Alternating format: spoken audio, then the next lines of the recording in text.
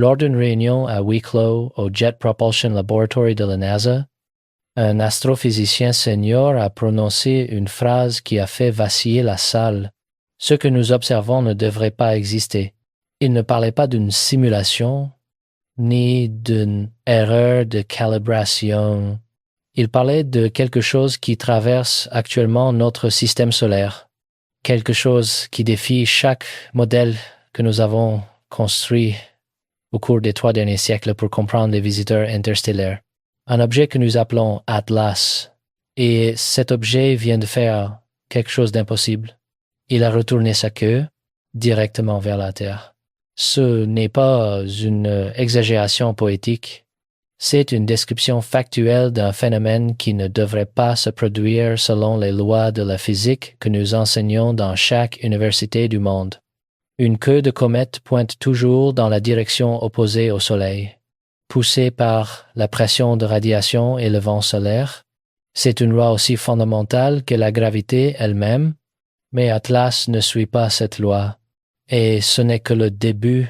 Au cours des dernières heures, les observatoires indépendants du monde entier ont transmis un volume de données si dense, si contradictoire, que les scientifiques se trouvent face à quelque chose de profondément dérangeant. Ce n'est plus une question de savoir si Atlas se comporte étrangement. La question est désormais, qu'est-ce qu'Atlas? Réellement, cette question n'est pas rhétorique, elle est existentielle, car si cet objet n'est pas ce que nous pensons qu'il est, si les modèles qui ont guidé notre compréhension des comètes pendant des décennies ne peuvent pas l'expliquer, alors nous sommes confrontés à 2 possibilités. Soit notre physique est incomplète à un niveau que nous n'avons jamais osé imaginer. Soit nous observons quelque chose qui n'a jamais été naturel. Restons un instant avec cette tension. Ne cherchons pas encore de réponse rassurante, car c'est précisément dans cet inconfort que se trouve la vérité. Imaginez un instant ce qu'est censé être un visiteur interstellaire, un morceau de glace-sel, un vestige de la formation d'un système stellaire lointain, errant dans le vide pendant des millions d'années. Lorsqu'il s'approche du Soleil, la chaleur sublime, la glace en gaz, entraînant la poussière avec elle. Ce processus est passif, prévisible, mathématiquement modélisable. Nous pouvons calculer la luminosité, la trajectoire, la composition chimique avec une précision extraordinaire. C'est ce que nous avons fait des milliers de fois, mais Atlas refuse ce scénario. Les images traitées la nuit dernière montrent quelque chose qui ressemble moins à une traînée de poussière diffuse qu'à une toile d'araignée cosmique. Des jets étroits, distincts, radiant dans plusieurs directions simultanément. Certains de ces jets pointent vers le Soleil. Laissez cette information pénétrer. Vers le Soleil, contre la pression de radiation qui devrait les repousser en quelques minutes. Cela signifie que ces éjections de matière possèdent un élan initial si colossal qu'elles dominent temporairement les forces externes. Ce n'est pas de la sublimation passive, c'est de la propulsion, et cette propulsion ne suit aucun rythme prévisible. Les éruptions sont courtes, intenses, imprévisibles. Elles apparaissent soudainement, tirent à des centaines de mètres par seconde, changent de direction de manière erratique, s'affaiblissent, disparaissent, puis réapparaissent des heures plus tard depuis un autre endroit du noyau. Ce n'est pas un objet qui réagit uniformément à la chaleur solaire. C'est un objet qui semble posséder des zones d'activité subsurfaciques concentrées, des sources localisées où la pression s'accumule jusqu'à rompre la couche supérieure de matière. Comme une cocotte minute dont la soupape dysfonctionne. Mais il y a plus, quelque chose de bien plus troublant. La halo qui entoure le noyau d'Atlas ne se disperse pas de manière symétrique dans l'espace. Elle tourbillonne, elle forme des vortex.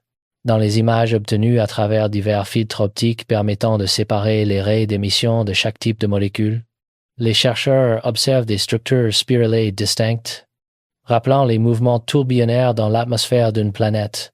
Le gaz et la poussière ne se répandent pas comme une conséquence naturelle de la sublimation thermique, mais semblent tourner, tourbillonner, former des motifs organisés, des signes de mouvement dirigés plutôt que de diffusion aléatoire. Certains proposent que le noyau d'Atlas tourne à une vitesse élevée, suffisante pour entraîner le gaz environnant par effet visqueux.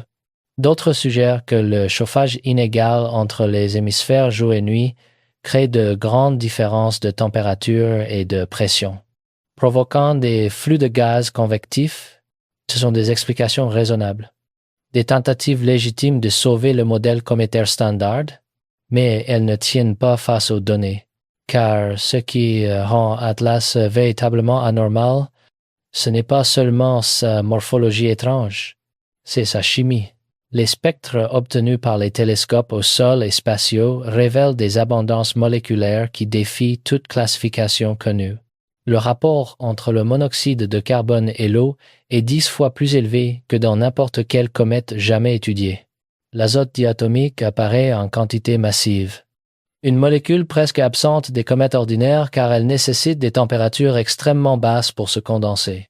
La présence simultanée de ces espèces chimiques suggère que le noyau d'Atlas contient des glaces formées dans des environnements radicalement différents. Peut être même dans le milieu interstellaire profond, là où les températures descendent à quelques degrés au-dessus du zéro absolu. Mais alors, pourquoi cet objet se comportait-il comme s'il possédait une source d'énergie interne? Voilà le paradoxe central. Les glaces ultravolatiles comme l'azote et le monoxyde de carbone nécessitent un environnement glacial pour rester stables. Mais les éruptions explosives, les jets asymétriques, les structures tourbillonnantes exigent de l'énergie, beaucoup d'énergie. D'où vient cette énergie? Le soleil est trop loin maintenant pour fournir suffisamment de chaleur. La chaleur résiduelle de la formation ne peut pas persister aussi longtemps. La désintégration radioactive dans un corps aussi petit est négligeable. Alors quoi? C'est ici que la conversation scientifique commence à se fragmenter. Certains proposent l'existence de cavités sous-surfaciques pressurisées remplies de gaz super volatiles. D'autres suggèrent des réactions chimiques exothermiques entre des composés organiques complexes. D'autres encore évoquent la possibilité d'hydrogène métallique stable à basse pression, une phase de la matière jamais confirmée dans le contexte des comètes. Chacune de ces hypothèses étend la physique dans des régions non prouvées. Et puis, il y a l'antiqueux. Ce phénomène à lui seul suffirait à remettre en question notre compréhension. Une antiqueux est une projection de matière qui semble pointer vers le soleil. Créant l'illusion d'une queue dans la mauvaise direction, elle est causée par des effets de perspective lorsque de gros grains de poussière restent sur l'orbite derrière la comète, reflétant la lumière du soleil de telle manière qu'ils apparaissent comme une structure linéaire. Mais l'antiqueux d'Atlas n'est pas linéaire. Elle n'est pas une simple traînée de poussière le long de l'orbite. Elle est fragmentée en une multitude d'objets discrets, chacun réfléchissant la lumière individuellement, formant un essaim qui s'étend sur des centaines de milliers de kilomètres. Les images montrent au moins une douzaine de condensations distinctes. Peut être des dizaines. Certaines semblent se déplacer de manière coordonnée, menant des distances relatives stables. D'autres dérivent lentement, changeant de luminosité de manière imprévisible. Est-ce un noyau qui s'est fragmenté? Ou est-ce quelque chose d'autre? Si c'est une fragmentation, elle devrait suivre des trajectoires balistiques prévisibles, déterminées uniquement par la gravité et la pression de radiation. Mais les observations préliminaires suggèrent que certains de ces objets subissent des accélérations qui ne peuvent pas être expliquées par ces forces seules. Ils déviennent légèrement de leurs orbites attendues, comme s'ils possédaient leur propre capacité à modifier leur trajectoire. Ce phénomène a un nom en physique, accélération non gravitationnelle. Il se produit lorsqu'un objet éjecte de la matière de manière asymétrique, créant une force de réaction qui modifie son mouvement. C'est courant dans les comètes actives, mais Atlas ne devrait plus être actif à cette distance du Soleil. Et pourtant, certains fragments de l'essaim montrent des signes d'activité continue, comme s'ils possédaient chacun leur propre source d'énergie interne. Et puis, il y a les rayons X. Des observations récentes ont détecté une émission de rayons X provenant de la région environnant Atlas. Les comètes peuvent émettre des rayons X par un processus appelé échange de charge, où des ions hautement chargés dans le vent solaire arrachent des électrons aux molécules neutres dans la halo de la comète, libérant de l'énergie sous forme de rayonnement X.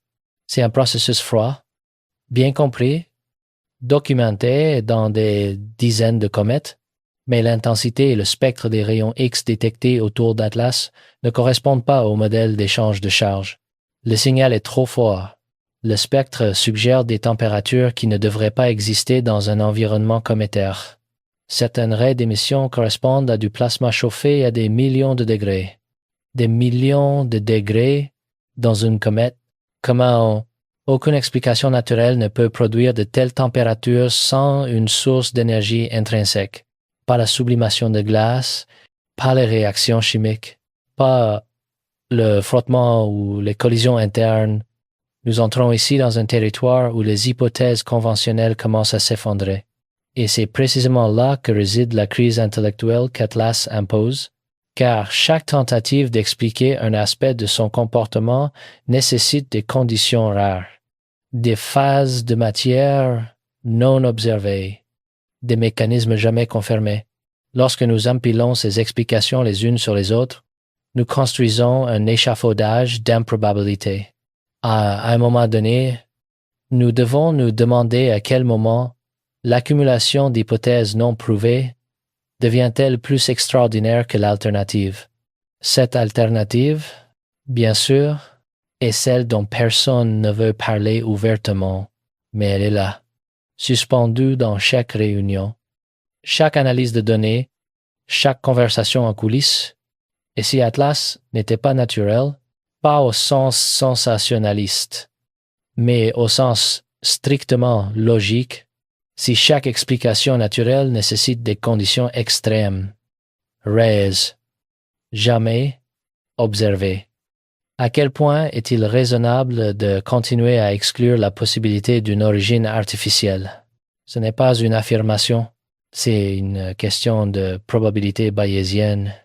Lorsque nous évaluons des hypothèses, nous pesons non seulement leur compatibilité avec les données, mais aussi leur plausibilité. A priori, une comète avec de l'azote monolithique est plausible, mais rare. Une comète avec de l'hydrogène métallique est théoriquement possible, mais jamais confirmée. Une comète avec du plasma à des millions de degrés est physiquement incohérente sans source d'énergie interne.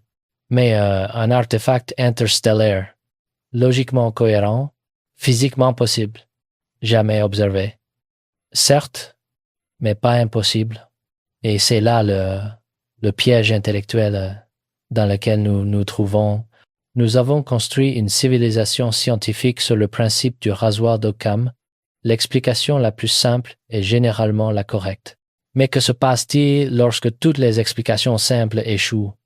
Que se passe-t-il lorsque l'explication naturelle nécessite une cascade d'hypothèses non prouvées, tandis que l'explication artificielle, bien que sans précédent, est au moins internement cohérente? À quel moment la simplicité devient-elle complexité déguisée? Cette question ne concerne pas seulement Atlas, elle concerne la manière dont nous pensons, dont nous évaluons les preuves, dont nous décidons ce qui est raisonnable dans un univers dont nous n'avons observé qu'une fraction infinitésimale, car nous devons être honnêtes avec nous-mêmes. Nous ne savons presque rien de ce qui existe là-bas, dans les profondeurs interstellaires. Nous avons étudié notre propre système solaire avec une attention obsessionnelle, mais c'est un échantillon d'un seul système stellaire parmi des centaines de milliards dans notre galaxie seule. Nos modèles de formation cométaire sont basés sur ce que nous avons observé ici. Dans ce système unique, Mais l'univers n'est pas obligé de se conformer à notre échantillon. Il n'est pas obligé d'être simple. Et il n'est certainement pas obligé de correspondre à nos intuitions humaines. Alors, que faisons-nous maintenant? Nous attendons, mais pas passivement. Nous sommes dans une phase rare de science en temps réel où des observations décisives n'ont pas encore été obtenues, mais sont clairement programmées. Le télescope Spatial Hubble fournira des images et des spectres avec une résolution suffisante pour briser l'ambiguïté, soit des structures fragmentées ordinaires, soit des objets individuels avec une morphologie indiscutable. Le satellite X-RISM nous dira d'où viennent les rayons X. Échange de charges froides ou plasma chaud, processus passifs ou source d'énergie intrinsèque. Le verdict ne viendra pas comme une déclaration dramatique, mais comme une série de graphiques, de spectres, d'émissions, d'erreurs statistiques. Si Hubble montre des fragments métalliques hautement réfléchissants, le débat changera immédiatement. Le métal n'a aucune place naturelle dans les modèles cométaires. Si X-RISM détecte des composantes thermiques à des millions de degrés, tous les modèles de sublimation devront être réécrits si les rapports isotopiques sont trop uniformes, dépassant de loin la diversité que la nature produit typiquement. La question de l'origine intentionnelle ne sera plus un tabou. Inversement, si toutes les nouvelles données s'intègrent dans un tableau naturel, aussi extrême soit-il, alors la science fera ce qu'elle fait toujours, de mieux réduire la portée de l'incertitude et consolider ce que nous savons. Mais l'ambiguïté actuelle est révélatrice. Elle révèle les limites de notre compréhension. Elle expose les fissures dans nos modèles. Elle nous force à confronter une vérité inconfortable. Nous ne sommes pas aussi avancés que nous le pensions. Car pendant que nous discutons de composition chimique et de rapports isotopiques, d'autres civilisations, si elles existent, on peut être franchi cette barrière. Il y a des millénaires, c'est peut-être pour cela que nous ne les avons pas trouvés. Peut-être ont-elles découvert que l'univers ne fonctionne pas comme nous le supposons, qu'il ne se courbe pas, ne s'étend pas, ne se déforme pas de la manière dont nous l'imaginons, mais qu'il opère selon des principes totalement différents. Et lorsqu'une espèce comprend enfin cela, elle ne cherche plus dans l'espace des distances, mais des structures logiques, des schémas informationnels, des signatures d'intelligence implicite. Atlas, quelle que soit son origine, est un messager. Il transporte des informations provenant d'un environnement auquel nous n'avons jamais eu directement accès. Il révèle une diversité de matière et de dynamique dans l'espace interstellaire bien plus grande que ce que nous avons spéculé à partir de notre propre système solaire. Le concept de comète n'est clairement plus suffisant. Nous avons besoin de systèmes de classification plus flexibles qui acceptent les objets hybrides. Les cas limites, les objets qui défient les frontières entre les catégories familières. Notre tâche n'est pas de défendre un récit particulier, mais d'être fidèle aux données. Cela signifie être prêt à mettre à jour nos croyances lorsque les preuves l'exigent, être prêt à dire que nous ne savons pas encore, et être prêt à accepter que l'univers n'est pas obligé d'être simple, ni de se conformer à l'intuition humaine. Les jours et les semaines qui viennent apporteront des données cruciales. L'analyse prendra du temps, mais les premiers signaux apparaîtront bientôt. Alors nous en saurons plus. Si cet essaim d'objets n'est que des débris ou quelque chose d'autre, si les rayons X ne sont qu'un murmure du vent solaire, ou les traces d'un moteur plus puissant, si la chimie d'Atlas est simplement étrange ou véritablement alien, et c'est à ce moment-là qu'importe non pas quelle hypothèse prévaut, mais que notre compréhension de l'univers fasse un pas en avant, que la réponse finale nous rassure ou non. Car c'est précisément cet esprit que nous devons porter en nous alors que nous entrons dans les jours à venir. Ce n'est plus l'histoire d'un seul groupe de chercheurs ou de quelques articles académiques arides. C'est un moment rare où la science se déploie devant le public, où les données ne sont pas encore closes, où les hypothèses sont encore en compétition et où l'attention collective peut créer une pression positive pour que les observations soient publiées de manière transparente. Analysez avec soin et débattues honnêtement votre interaction, vos questions, votre surveillance des mises à jour et votre exigence de clarté ne sont pas des actions passives. Elles font partie de l'écosystème scientifique moderne où les observations importantes ne sont plus isolées dans des laboratoires ou des conférences fermées, mais sont examinées à la lumière d'une communauté plus large, incluant ceux qui n'ont aucun intérêt académique lié à un modèle ou une hypothèse particulière. Continuons à observer le ciel, non seulement avec des télescopes, mais avec une pensée critique. Ce qui se passe avec Atlas montre que l'univers n'est pas simplement un ensemble de lois préemballées, mais un système qui remet constamment en question notre compréhension. Chaque objet étrange, chaque orbite inhabituelle, chaque spectre d'émission discordant est une question ouverte, un test de notre honnêteté intellectuelle. Les liens vers les données brutes, les télégrammes astronomiques et les analyses préliminaires existent non pas pour renforcer un récit fixe, mais pour permettre à quiconque suffisamment intéressé d'examiner, de comparer et de se forger sa propre opinion basée sur les preuves. C'est ainsi que la science se renforce et non s'affaiblit. Les semaines à venir pourraient véritablement être historiques. Soit nous verrons des schémas naturels élargis de manière spectaculaire, nous obligeant à reconnaître que les comètes et les objets interstellaires peuvent être bien plus complexes, violents et organisés que nous ne l'avons jamais pensé. Soit, dans un scénario plus choquant, nous serons confrontés à des signes qui ne peuvent pas être facilement écartés, des preuves qui font de la question de l'intelligence extraterrestre non plus une spéculation philosophique, mais une question de science empirique. Les deux possibilités sont profondes. Les deux bouleversent de vieilles hypothèses. Et les deux soulignent pourquoi l'astronomie n'est pas seulement une question de mesure de distance ou de classification d'objets, mais la tentative de l'humanité de comprendre sa place dans le contexte plus large de l'univers. Nous sommes à un tournant. Deux chemins s'offrent à nous.